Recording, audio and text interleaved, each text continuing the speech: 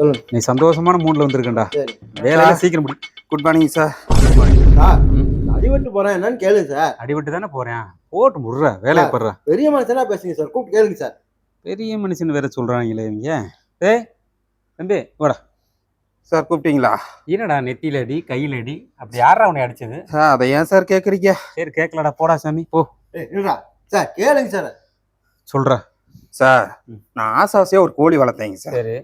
அந்த கோழி போய் பக்கத்து வீட்டுக்காரன் வீட்டுல முட்டை போட்டுச்சுங்க சார். அந்த முட்டையை வாங்கலான்ட்டு பக்கத்து வீட்டுக்காரன்ட்ட போய் கேட்டேங்க சார். கோழி வந்து என் வீட்டுல தான் முட்டை போட்டுச்சு, அதனால முட்டை எனக்கு தான் சொந்தம்னாங்க சார். சரி அவன் சொல்றது நியாயம் தான் இருக்குது அப்படின்ட்டு வந்துட்டேங்க சார். பரவாயில்ல, இவ்வளவு நாயசனா இருக்கியடா, நல்லா தாண்டா சொல்லியிருக்கேன். அப்புறம் எதுக்கு உன்னை போட்டு அடிச்சாங்க? இருங்க சார், முழுசா சொல்லல.